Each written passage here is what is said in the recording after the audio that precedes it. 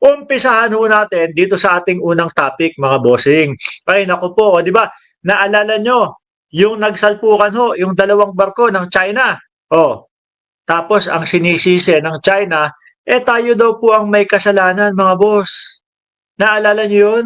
Kung hindi ba naman mga makakapal ang mga muka, sila na nga yung mga nambubuli, sila pa yung magbibintang na may kasalanan ay Pilipinas ho.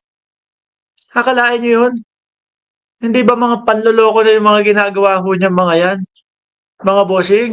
Kasi ho, mga ano yan kumbaga mga nasanay ho nung panahon ni dating Pangulong Duterte na kapag ka binuli yung ating gobyerno, yung gobyerno pa natin ang magsosorry.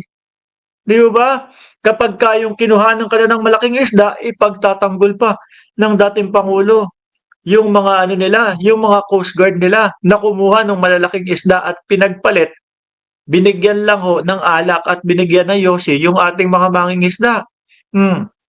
Ngayon, ang Pilipinas ho, mga kababayan, tumitindig, no? Talagang sinasabi nila, wala kaming kasalanan dyan. Hindi kami magbabayad o sa sinasabi nyo gusto namin bayaran, gusto nyong bayaran namin.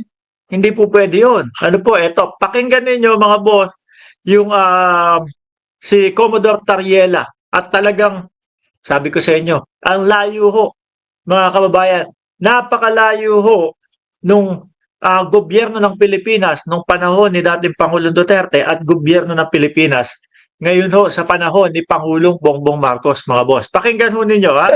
First of all, wala naman tayong babayaran. Oh, di ba?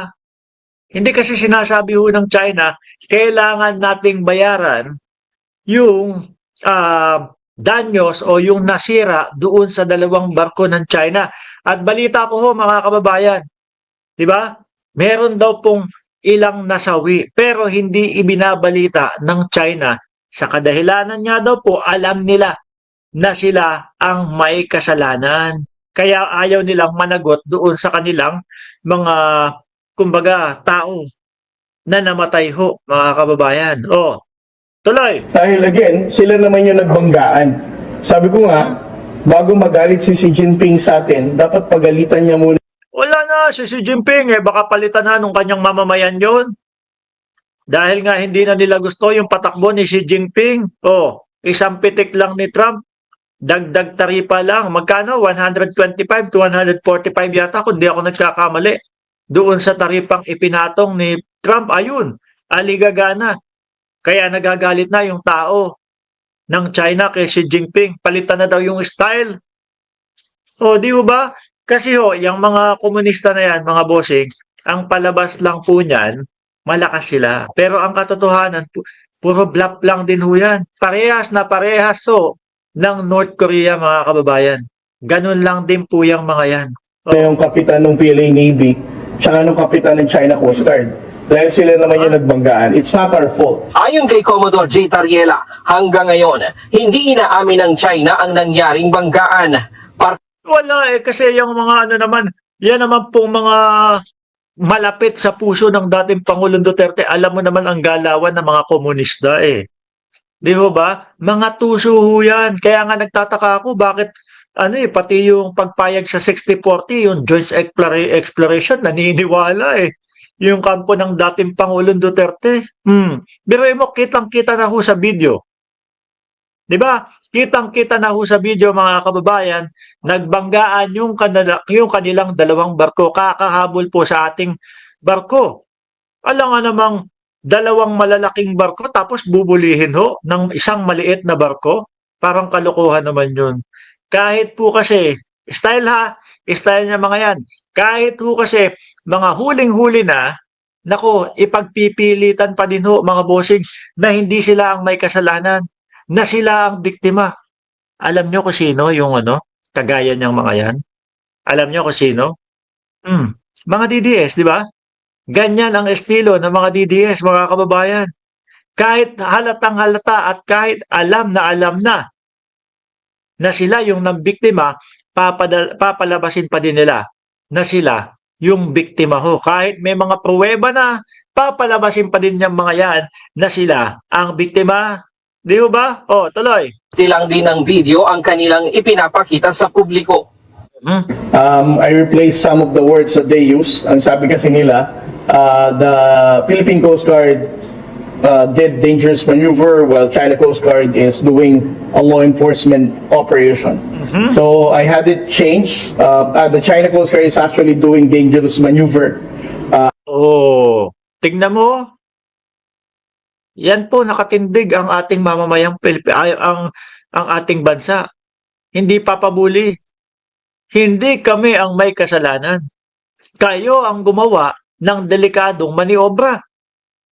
Ang sabi po, mga kababayan, hindi hinahayaan na manaig po yung mga naratibo ng China. Against the Philippine Coast Guard, and I also emphasize that they cut some part of the video. They never showed in the video the presence of the Oh, style ng mga DDS. Puputol ng isang video para magmuka na sila ang biktima. O di ba? Parehas na parehas yung galawan ng China at ng mga DDS. Puputol ng isang video para pagmukain na mali yung sinasabi mo. O, ganun din ho ang China, mga kababayan. Pare-pareho ho sila, mga bossing. PLA Navy warship, and they also never showed the collision incident that happened. Bakit natin babaya? Sila nagbanggaan eh. O, Aha. ano sila? Correct. Tsaka ho, mga boss, parehas ho silang nagbanggaan eh. No? Ang Pilipinas nandun, nakabidyo lang po. At ang sabi pa ng Pilipinas, mga bossing, baka kailangan nyo ng tulong, nandito po. Yung aming barko, kasama po ng mga crew namin, handa po kayong tulungan. Di ba? Binubuli na, pero gusto pa ho silang tulungan, mga kababayan. Sila nagbanggaan. It's their fault. Wala tayong kasalanan dun. O, kalokohan nila. Hindi eh. Naniniwala sila sa sarili nilang kasinungalingan eh. Naku, hoy, baka magsumbong sa Vice-Presidente ang mga yan. Sabihin, hoy, Vice-Presidente, ano na? Bakit wala ka man lang imik dyan? Hindi mo kami ipagtanggol. Diba? Hindi, sa Vice-Presidente naman, hindi naman ho niya itinatago yan. Naalala nyo yung missile? Nagsalita po ang China. Ano sabi ng China? Bakit kayo may missile dyan? Pilipinas, pinapainit nyo ang kalagayan dyan sa West Philippine Sea. Pero ano sabi ng Vice-Presidente? Ganun din ho, parehas na parehas lang.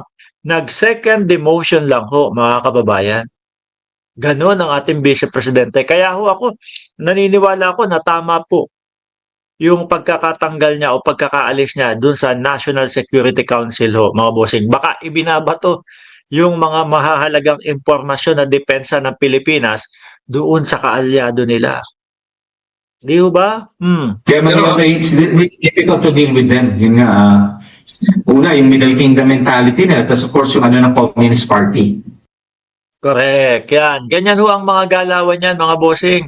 Mga kasinungalingan lang po. Same nung galawan no, ng mga DDS.